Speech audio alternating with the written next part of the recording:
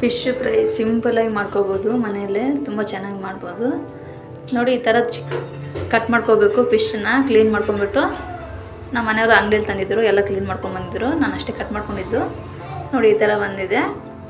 ಒಂದು ತಟ್ಟೆಗೆ ಇಟ್ಕೊಂಡಿದ್ದೆ ನಾನು. ಕಬಾಬ್ ಪೌಡ್ರ್ ಗೊತ್ತಲ್ಲ, ಫಿಶ್ ಕಬಾಬ್ ಪೌಡ್ರ್, ಅದನ್ನು ಹಾಕೋತಾ ಇದ್ದೀನಿ. ಒಂದು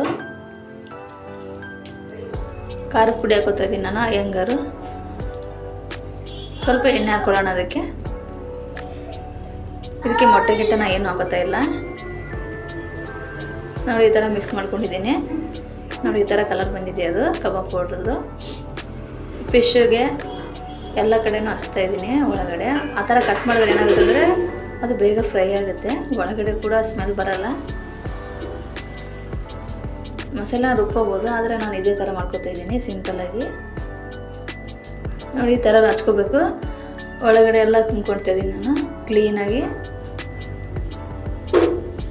ಇದರಲ್ಲಿ ಮುಳ್ಳಿಲ್ಲ, ಕಮ್ಮಿ ಒಂದೇ ಮುಳ್ಳಿದೆ, ಫುಲ್ ಮುಳ್ಳು ನೋಡಿ. ಈ ಥರ ಹಚ್ಚಿದ್ದೀನಿ. ಚಿಕ್ಕ ಮೀನು ಕೂಡ ಹಚ್ತಾ ಇದ್ದೀನಿ ನಾನು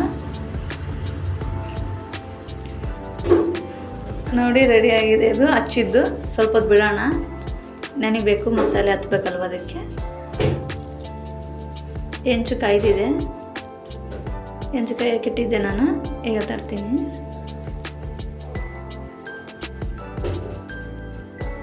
ನೋಡಿ ಈ ಥರ ಹಚ್ಚಿಟ್ಕೊಂಡು 10 ನಿಮಿಷ ಆಯಿತು. ಈಗ ಹೆಂಚು ಕೂಡ ಕಾಯ್ದಿದೆ, ಅದಕ್ಕೆ ಸ್ವಲ್ಪ ಎಣ್ಣೆ ಹಾಕೋತಾ ಇದ್ದೀನಿ. ಕರಿಬೇವು ಎಲೆ ಇರುತ್ತಲ್ವ, ಅದನ್ನು ಇಟ್ಕೋತಾ ಇದ್ದೀನಿ ನೋಡಿ. ಈಗ ಅದ್ರ ಮೇಲೆ ಫಿಶ್ ಇಡ್ತಾ ಇದ್ದೀನಿ ನಾನು.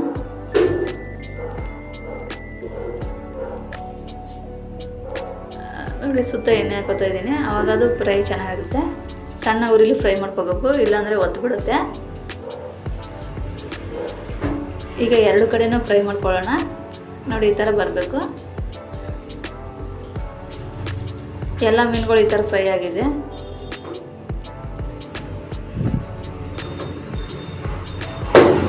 ಇದು ಮಾಡೋದ್ರಿಂದ ಬೇಗ ಫ್ರೈ ಆಗುತ್ತೆ, ಚೆನ್ನಾಗಿ ಬರುತ್ತೆ, ಬೇಗ ಆಗುತ್ತೆ ನೋಡಿ.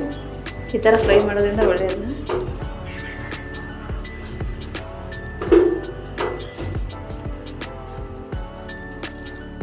ಸಿಂಪಲ್ಲಾಗಿ ಫಿಶ್ ಫ್ರೈ ರೆಡಿಯಾಗಿದೆ ನೋಡಿ. ಎಷ್ಟು ಸಖತ್ತಾಗಿ ಬಂದಿದೆ. ಮನೆಯಲ್ಲೇ ಮಾಡ್ಕೋಬೋದು, ತಿನ್ನೋಕ್ಕೂ ಕೂಡ ತುಂಬ ಈಸಿ. ಫ್ರೀ ಇದ್ದರೆ ನೀವು ಕೂಡ ಮಾಡ್ಕೊಂಡು ನೋಡಿ, ಚೆನ್ನಾಗಿ ಬರುತ್ತೆ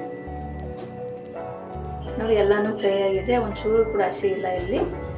ಎಷ್ಟು ಸಖತ್ತಾಗಿದೆ. ಹೇಗಿತ್ತು ಅಂತ ಕಮೆಂಟ್ ಮಾಡಿ. Thank you.